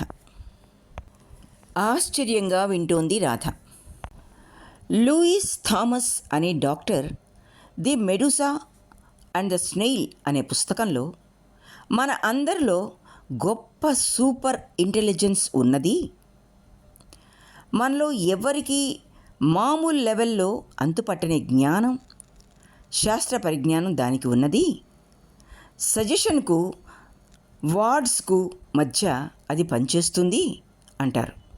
మీరందరూ సేవ వైద్యం గురించి తెలుసుకోవాలి అనుకుంటున్నారు కాబట్టి తప్పకుండా ఇంటర్నెట్లో లూయిస్ థామస్ గురించి చదవండి. ఇదంతా చక్కచక్క నోట్స్ రాసుకుంటున్నారు గౌరీ, పరిమళ. ఎందుకింత యావ వీళ్ళకి? ఏదో ఉద్యోగాలు చేశామా, జీతాలు పుచ్చుకున్నామా ఇలా అనుకోకుండా వీళ్లను అర్ధరాత్రి దాకా కూర్చోబెడుతున్న ఈ తపన ఏమిటి? అది సరే, తనెందుకు కూర్చున్నది ఆలోచిస్తోంది రాధ. డాక్టర్ ప్రభాకర్ ఉపన్యాసం ప్రవాహంలాగా సాగిపోతుంది. చాలా శ్రద్ధగా వింటున్నారు డాక్టర్ కృష్ణ, డాక్టర్ పిళ్ళై. మనం తెలుసుకుంటున్న ఈ కంట్రోలర్ గురించి మరింత రీసెర్చ్ మూలంగా తెలియవచ్చు. అప్పుడే మనకు హిప్నాసిస్, డైట్, ప్రేయర్, మెడిటేషన్ వీటి వలన మనకు కలిగే లాభాలేమిటో, ఇవి ఎలా పనిచేస్తాయో అర్థమవుతుంది. డాక్టర్ జీకే గారు ఎప్పుడూ జోక్ చేసేవారు. నేను పేషెంట్ను దగ్గరకు తీసుకుని నుదుటి మీద ముద్దు పెట్టుకున్నా, కౌగలించుకుని వెన్నెముక మీద రాస్తూ ఎనర్జీ ఫీల్డ్స్ స్టిమ్యులేట్ చేసినా నువ్వు హాయిగా సుఖంగా ఉండు. నువ్వు సుఖంగా ఉండటం నేర్చుకుంటే మిగతా అందరినీ హాయిగా ఉంచగలవు అని సజెషన్ ఇచ్చినా ఇదేంటి డాక్టర్ అనేవాళ్ళే ఎక్కువ. ప్రేమ, స్వార్థం లేని ప్రేమ, ప్రేమ అంటే స్వార్థం లేని ప్రేమ, పొజిటివ్నెస్ లేని ప్రేమ ఎంత ఇవ్వగలదో, ఎంత నెగిటివిటీని న్యూట్రలైజ్ చేయగలదో మీకు సైంటిఫిక్గా చెప్పాలంటే చాలా పెద్ద పెద్ద యంత్రాలు కావాలి. ఆ డబ్బుతో నేను 1000 మంది పేషెంట్స్ను గొప్పగా తయారు చేయగలను. అనుభూతి రాహిత్యంలో బ్రతుకుతున్న వారి జీవితపు తీయదనాన్ని చెప్పగలను. అనుభూతి రాహిత్యంలో బ్రతుకుతున్న వారికి జీవితపు తీయదనాన్ని చెప్పగలను. అయితే ఈ మార్పులన్నీ మన అన్కాన్షియస్లో జరుగుతాయి. చాలా సున్నితమైన సైకలాజికల్ పరీక్ష చేయగల యంత్రాలు ఉంటే కానీ అదేమిటో ఎవరికీ అర్థం కాదు. కొన్నాళ్లకు మనం ప్రిస్క్రిప్షన్ ప్యాడ్ మీద వరుసగా మందుల లిస్టు బదులు 3 గంటలకు ఒకసారి ఆప్యాయంగా కౌగిలించుకోండి, ప్రేమగా మాట్లాడండి అనే మందు రాయగలగాలని నా ఆశ అనేవారు చిలిపిగా. మేమందరం గొల్లును నవ్వి, మంచి మందు గురువుగారు, ఆడపిల్లలకు ప్రిస్క్రైబ్ చేసి డాక్టర్ గారే ఇవ్వాలని అంటే అనేవాళ్ళం. అవును బాబు, ప్రతి మంచి విషయాన్ని ఎక్కడికి తీసుకెళ్ళి గంగలో ముంచాలా అని ఆలోచించకండి. అందుకే నిస్వార్థంగా, పొజిటివ్నెస్ లేకుండా అని ముందే చెప్పాను కదా. ఆనందమాయిమా, అమృతానందమాయిమా వీళ్ళంతా ఎంత గొప్ప ఆధ్యాత్మిక మూర్తులు. వీరు అనుగ్రహాన్ని మనకు ఎలా ట్రాన్స్మిట్ చేస్తున్నారనుకున్నారు? ఈ పద్ధతి మీదనే అంటూ హీలింగ్ ఎలా జరుగుతుంది, ఎనర్జీ ట్రాన్స్మిషన్ ఎలా జరుగుతుంది అని సైంటిఫిక్గా చెప్పేవాళ్ళు. కాబట్టి మనం మన సబ్జెక్ట్లోకి వద్దాం. జబ్బు పూర్తిగా దాని విశ్వరూపం చూపించే ముందు కొన్ని సంవత్సరాలుగా ఏమి జరిగింది జీవితంలో అన్నది ముఖ్యమైన ప్రశ్న. ఇవి కొందరు చెప్పగలరు, కొందరు డినైయల్ అంటే ఆ బాధాకరమైన అనుభవాలు అసలు జరగనే లేదు అన్న కృత్రిమమైన భావనలో ఉంటారు. కడుపుతో ఉండాలన్న ఆశ ఉన్న స్త్రీ ఊహాబలంతో బిడ్డ లేని ముత్యాల గర్భాన్ని ధరించి వేవిళ్ళు, కడుపు పెరగడం, అవయవాల్లో మార్పు ఇలా అన్నీ ఎలా ఎఫెక్టివ్గా పెంచగలదో అట్లాగే డినయ్యల్లో ఉన్న వ్యక్తి నాకేమీ జరగలేదు అనుకుంటూ అది నిజమని నమ్మి బ్రతకగలడు. వీళ్లను హిప్నాసిస్ ద్వారానో, ఇమేజ్ డ్రాయింగ్ ద్వారానో లేక మరే విధంగానైనా వీళ్ళ అన్కాన్షియస్ని ట్యాప్ చేయగలగాలి, నిజాలు చెప్పించగలగాలి. అప్పుడు మాత్రమే మనం ఏం చెయ్యగలం అని నిర్ణయించుకోగలం. ఉన్నట్లుండి రాజారావు గుర్తుకొచ్చాడు రాధకు. అతడు వేసిన బొమ్మ గుర్తుకొచ్చింది. మిగతా సగం ఏది? చెవుల్లో ఆ ప్రశ్న ప్రతిధ్వనిస్తోంది. ఇంకా మూడవ ప్రశ్న, మిగతా వారికి చాలా పెద్ద జబ్బుగా కనిపించే మీ వ్యాధి మీకు ఏమిటిగా కనిపిస్తోంది? శత్రువులాగానా, మిత్రుడిలాగానా? భయంకరమైన వ్యాధి మిత్రుడిలాగా కనిపించడం ఏమిటని మీకు ఆశ్చర్యం అనిపించవచ్చు. మీ అమ్మమ్మ కూడా ఈ మహమ్మారితోనే చచ్చిపోయారు, ఏమిటో పాపం నీకు వచ్చింది అని సానుభూతి చూపిస్తున్నాం అనుకునేవాళ్ళు కానీ ఉంటే, అది మహమ్మారే, నన్ను కూడా తప్పకుండా ఎత్తుకుపోతుంది అన్న నిర్ణయానికి పేషెంట్ వచ్చేసి మౌనంగా ట్రీట్మెంట్ తీసుకుంటూ ఉంటే వైద్యులుగా మనం ఓడిపోతాం. బాగా ముదిరిపోయిన క్యాన్సర్ పేషెంట్తో, హెబ్బే నీకేం భయం లేదు, నువ్వు భయపడకు, నువ్వు జయించగలవు, మనం పూజించే దేవుడు నీకు అన్యాయం చెయ్యడు, అస్సలు చెయ్యడు, ఇట్లాంటి డైలాగులు గనక చెప్పితే అస్సలు మనసులోని అధైర్యం, బాధ బయటకు చెప్పుకోనియకుండా సిలువ వేయబడుతుంది. ఈ జబ్బు వచ్చిన దగ్గర నుంచి ప్రతిరోజు మా వారు నా దగ్గర 1 గంట కూర్చుంటున్నారు అని రోగాన్ని తన స్నేహితురాలిగా భావించే వ్యక్తి చచ్చిపోవాలని అనుకోదు. ఇటువంటి వాళ్లకు నిజమైన ఆప్యాయత చెప్పగలిగామా మనం సక్సెస్ అవుతాం, లేదంటే అలాగే బ్రతుకు కొనసాగించవచ్చు. పిల్లల భవిష్యత్తు, ఆస్తి అన్యాక్రాంతం అవుతుందనో బలవంతంగా జీవన వాంఛ తెచ్చుకొని కొంతమంది బ్రతకొచ్చు. ఇంకా ఆఖరి ప్రశ్న, నీకసలు ఈ జబ్బు అవసరం అని ఎందుకు అనిపిస్తోంది? ఓ అని అరిచారు కొత్తగా వచ్చిన నర్సులు, హాస్పికేర్ స్టాఫ్. రోగం అవసరం ఏమిటి డాక్టర్? అసలు అంత ఫూలిష్గా ఎవరైనా ఉంటారా? సీమ పచ్చిమిరపకాయ లాంటి అమ్మాయి లేచి ప్రశ్నించింది. ఎవరైనా ఆహారం కోరుకుంటారు, డబ్బు కోరుకుంటారు, లగ్జరీస్ కోరుకుంటారు, అనారోగ్యం ఎందుకు డాక్టర్ కోరుకుంటారు? ఒక అబ్బాయి లేచి అడిగాడు ఆశ్చర్యపోతూ. రాధ కూడా ఆశ్చర్యంగా చూస్తోంది. షీలా మేడం ముఖం మీద చిరునవ్వు. అదేమిటి మేడం? ఏదో అడగబోయింది రాధ. విను అన్నట్లు ఆపింది షీలా మేడం. రోగాన్ని ఎవరైనా ఎందుకు కోరుకుంటారు అని కదూ మీ ప్రశ్న. ఎందుకు తమకే తెలియకుండా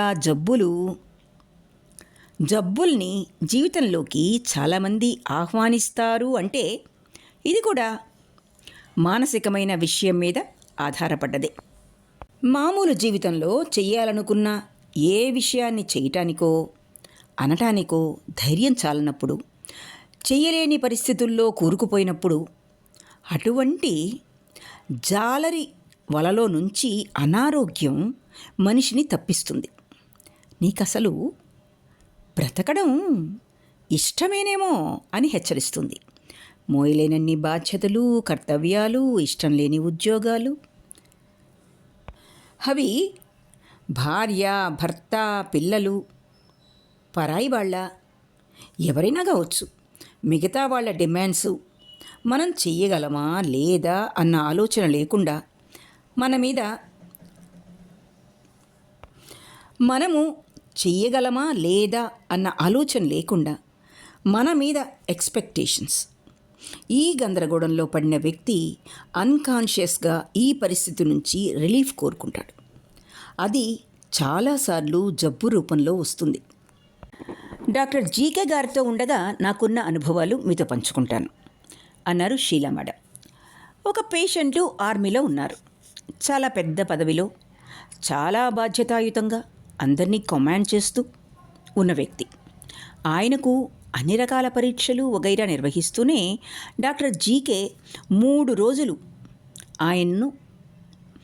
ఆయన్ను మాట్లాడించారు. నిజానికి ఆయన పరిస్థితి అంత భయంకరంగా లేదు, త్వరగా కోలుకోవచ్చని మాకందరికీ తెలుసు. కానీ డాక్టర్ జీకే, మీరు కొన్నాళ్ళు ఉద్యోగం మానేయాలి, లేదా పూర్తిగా రిజైన్ చేసినా మంచిదే, నేను మందులు ఇస్తాను, కానీ ప్రశాంత వాతావరణంలో గడిపారా మీకు జబ్బు నయం అవ్వచ్చు. మీ ఊరు వెళ్ళిపోండి, 3 నెలల తర్వాత నాకు కనబడండి, ఈ లోపల వారానికి ఒక్కసారి ఫోన్ చేయండి అని చెప్పారు. ఆశ్చర్యపోయాం మేము. ఆయనతో వచ్చిన కుటుంబ సభ్యులు, అదేమిటి, హాస్పిటల్లో చేర్చుకోండి ప్లీజ్ అని బ్రతిమలాడారు. అతను కూడా, డాక్టర్ నన్ను ఉద్యోగం మానమంటారేమిటి, నా క్యాడర్ ఏమిటో తెలుసా మీకు, నేను వెంటనే డ్యూటీకి వెళ్ళకపోతే ఎన్ని అనర్థాలో తెలుసా అని గగ్గోలు పెట్టేశాడు. వాళ్ళందరినీ బయటకు పంపించి, మీకు ఏది హాయిగా అనిపిస్తే అది చెయ్యండి, నేను కేవలం డాక్టర్నే, కానీ మీ శ్రేయోభిలాషిని కూడా. మీరు మరొక డాక్టర్ దగ్గరికి ఒపీనియన్కి వెళ్ళారా, మిమ్మల్ని హాస్పిటల్లో పెట్టడం ఖాయం. అక్కడి నుంచే మీరు మీ ఉద్యోగ బాధ్యతలు చేయటమో, లేక జాబుకు వెళుతూ డాక్టర్ కన్సల్టేషన్లో ఉండడమో తప్పదు, ఆలోచించుకోండి అని చెప్పేశారు. హాస్పిటల్లో జాయిన్ అవ్వకపోతే మెడికల్ బిల్సు, మీ ఫీజు ఎలా మరి? అతని బంధువు, డాక్టర్ గారి బంధువు ఇలా చాలా చెప్పాడు. కానీ డాక్టర్ గారు వినిపించుకోలేదు. ఒక 20 రోజుల తర్వాత పిక్నిక్కి పోదాం పదండి అని మమ్మల్ని అందరినీ తీసుకువెళ్ళారు డాక్టర్. ఫామ్ హౌస్లో చాలా మామూలుగా గళ్ళలుంగి కట్టుకొని చుట్టుపక్కల పిల్లలతో గోళీలాడుతూ గట్టిగా నవ్వుతూ మమ్మల్ని ఆహ్వానించాడు మా పేషెంట్. మంచి విందు పెట్టాడు. వచ్చేటప్పుడు, డాక్టర్ నా రోగం పూర్తిగా తగ్గిపోయింది అని మాత్రం చెప్పకండి, నాకు కూడా చెప్పొద్దు, సుఖంగా ఉన్నాను. రోజుకు ఒకసారి నా భార్య ఫోన్ చేసి ఇది సూసైడ్ అటెంప్ట్ అని తిడుతూ ఉంటుంది. మధ్య మిమ్మల్ని కూడా తిడుతుంది. వాళ్ళెవరు ఇక్కడికి వచ్చి నాతో ఉండలేని వాతావరణం ఇది. ఏసీ రూములు, ఫ్రిడ్జులు ఇట్లాంటి సౌకర్యాలు ఏవీ లేవు ఇక్కడ. అందుకే చుట్టపు చూపుగా ఒక్కసారి వచ్చి వెళ్ళారు. మెల్లిగా ఉద్యోగానికి రిజైన్ చేసేస్తానేమో కూడా. మా అమ్మ మాత్రం నా దగ్గరకు వచ్చి ఉంటానని అంటున్నారు. నేను పుట్టి పెరిగిన ఊరిది. ముందు పొద్దున్న లేవగానే ఎన్ని పనులు చేయాలో అన్న ఆరాటం లేదు. ఎవరి బాధ్యతలు తీసుకోవాలని లేదు, తీసుకోలేను అని తెలుసు. ఇంకా నాకు అవేవి చెప్పరు. చాలా రిలాక్స్డ్గా ఉన్నాను. అన్ని కంఫర్ట్స్ మధ్య పార్టీలు, గౌరవాలు వీటన్నిటినీ వదులుకొని ఎలా ఉండగలుగుతున్నారు అని నేను అడిగేశాను. నాకు ఏది కంఫర్ట్, ఏది హాయి అన్నది ముఖ్యం కదా. ఆ విషయం డాక్టర్ జీకే గారు గ్రహించేశారు. జీనియస్ ఆయన. కుర్రాళ్ళు మీరు, మీకు పోను పోను తెలుస్తుంది ఆయన విలువ ఏమిటో అన్నారు. ఇప్పుడు చెప్పండి, ఈయనకు వ్యాధి అవసరమా కాదా? ఎస్ అరిచారు చాలామంది. ఆ తర్వాత ఆయన చాలా ఏళ్ళు బ్రతికారు. భార్య డైవర్స్ ఇచ్చేసి ఆస్తిలో చాలా ఎక్కువ భాగం డిమాండ్ చేసి తీసుకువెళ్ళిపోయింది. ఆయన పదవి, హోదా, ఉపయోగపడతాడన్న ఆశ ఇవన్నీ పోగానే చాలామంది బంధువులు అనేవాళ్ళు దూరం అయిపోయారు. కేవలం ఆత్మీయులు మిగిలారు. ఇప్పుడు అతడికి జబ్బు అవసరం లేదు. అసలు అటువంటి సలహాను అతనికి ఇవ్వాలని మీకు ఎలా అనిపించింది అని మేము డాక్టర్ జీకేని నిలదీశాం. దానికి జీకే ఇలా చెప్పారు. మనందరం అతన్ని 3 రోజుల పాటు మాట్లాడించాం. అతను చెప్పే మామూలు మాటల వెనక అతని హోదా గురించిన మాటలు వినబడ్డాయి. ఆ మాటల వెనకాల ధ్వని నాకు వినబడింది. అతడు ఫ్యాషనబుల్ బటర్ఫ్లైస్ అంటూ ఆడవాళ్ల గురించి 2-3 మాటలు, కసితో కూడిన మాటలు మాట్లాడాడు. ఇతని సంపాదనతో అతని భార్య విచ్చలవిడిగా తిరుగుతోందని అతని ఊహ. అది నిజం కావచ్చు, అబద్ధం కావచ్చు. అతను తన బాధ్యతలను కర్తవ్యం అనుకోవడం లేదు. భయంకరమైన అక్కర్లేని బరువు అనుకుంటున్నాడు. అతని పై ఆఫీసరు తను చేసిన తప్పులు ఇతని మీద తోసేయాలని ప్రయత్నిస్తూ ఉన్నాడు. అన్యాయంగా బలైపోవడం ఇతనికి ఏమాత్రం ఇష్టం లేదు. వీటన్నిటి నుంచి తప్పించుకోవడానికి అతను తీవ్ర ప్రయత్నం చేస్తున్నాడు. అతను మామూలుగా మాట్లాడిన ఆయన మాటలకి, ఆ మాటల్లో ఇంత అర్థమున్నదా అని మేము ఆశ్చర్యపోయాం. మనము పేషెంటు ఏం చెప్పాలని ప్రయత్నిస్తున్నాడు అన్న అవగాహనతో ట్యూన్ అయితే అతని సబ్కాన్షియస్లోని అలజడి, ఆర్తి మనకు కనిపిస్తాయి. మరొక ఉదాహరణ చెప్పారు డాక్టర్ జీకే. ఒక ఆఫీసరు రోజు స్కూటర్ మీద ఒకే దారిలో ఆఫీస్కు వెళ్ళేవాడు. చాలా క్రమశిక్షణ ఉన్న వ్యక్తి. ప్రపంచం దృష్టిలో చాలా మంచివాడు. కానీ ఈ రొటీన్ అతనికి బోర్ కొట్టడం ప్రారంభించింది. కానీ జీవితం మనస్సు చెప్పే మాటల్ని వినదు కదా. ఈ ప్రయాణం, ఈ బోర్ ఆఫీసు లేకుండా ఇలా తెల్లవారుజామున లేవక్కర్లేకుండా విశ్రాంతిగా పడుకుంటే ఎంత బావుణ్ణు అని ఆలోచించేవాడు. లీవ్ పెట్టి సెలవు తీసుకొని అతను అనుకున్నట్లే హాలిడే ఎంజాయ్ చేస్తే ఎలా ఉండేదో కానీ మనస్సులో కోరిక బలమైపోతోంది.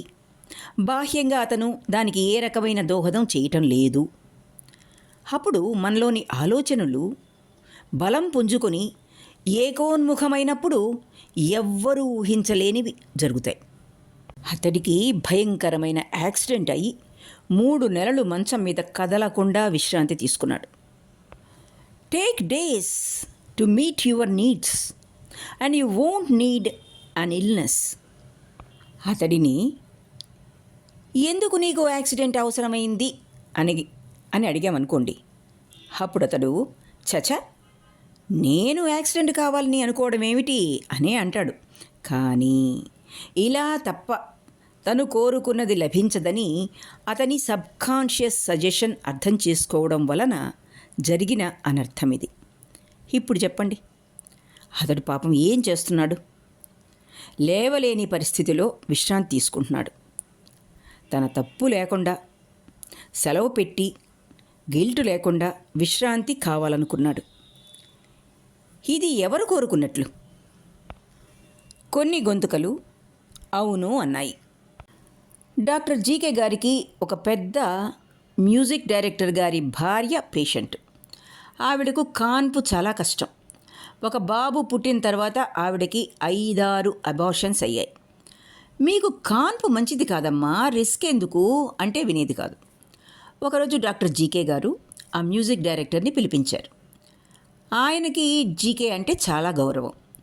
బాబు, రోజు 1-2 గంటలు మీ ఆవిడతో మాట్లాడుతూ ప్రేమగా ఉంటే ఆవిడకు ఈ అబార్షన్ల గోల ఉండదు అని చెప్పారు జీకే గారు.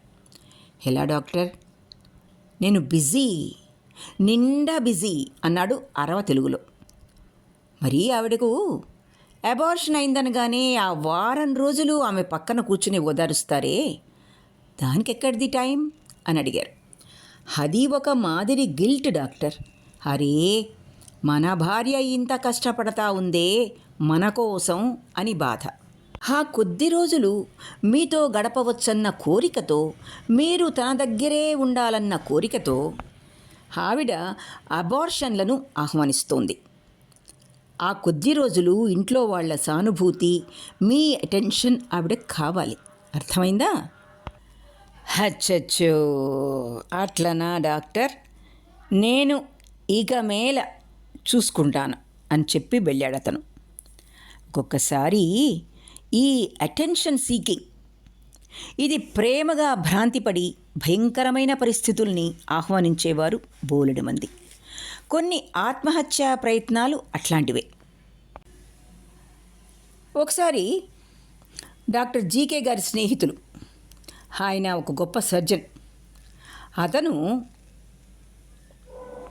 ఆ సర్జన్ జీకే గారి పేషెంట్. ఆ సర్జన్ గారు జీకే గారిని అక్షులు పక్షులు రాలేట్లు తిట్టాడు. కారణం, ఆ పేషెంటు 3 నెలల కన్నా బ్రతకడని నిర్ణయించి అతని బిజినెస్ అవి అమ్మేసుకుని ఎక్కడివక్కడ సెటిల్ చేసుకో అని సర్జన్కి సలహా ఇచ్చాడు. అతను నెల లోపల గబగబా ఆ పనులన్నీ చేసేసుకున్నాడు. 2 నెలలు అవగానే జబ్బు తగ్గిపోయింది పూర్తిగా. నీ వల్ల అనవసరంగా నా బిజినెస్ అమ్ముకున్నానని అతను డాక్టర్ గారిని తిట్టాడు. అతను బిజినెస్లో ఒత్తిడి తట్టుకోలేక వ్యాధిని ఆహ్వానించాడు. విశ్రాంతి, మనశ్శాంతి రాగానే వ్యాధి తగ్గిపోయింది. ఇది కారణం అంటే పేషెంట్కు అర్థం కావాలి కదా. అది అంత సులభం కాదు.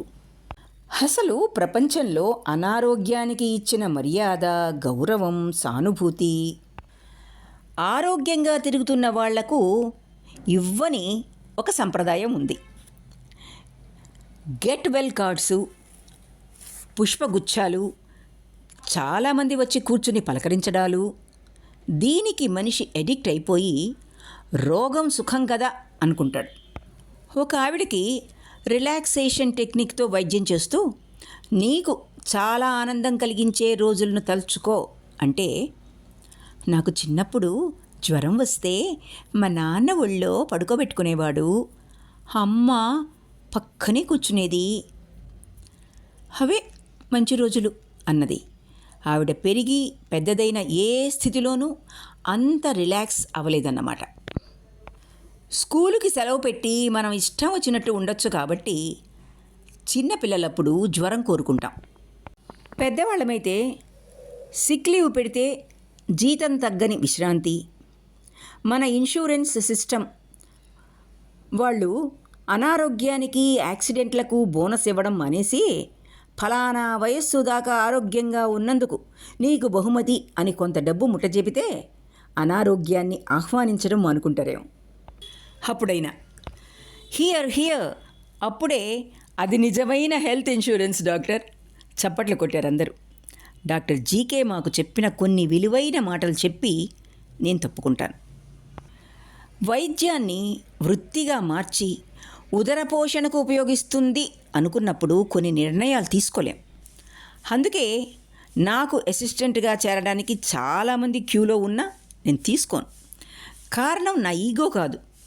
చాలామంది తల్లిదండ్రులు ఎన్ని లక్షలు ఎండి సీటుకైతే కొన్ని కోట్లు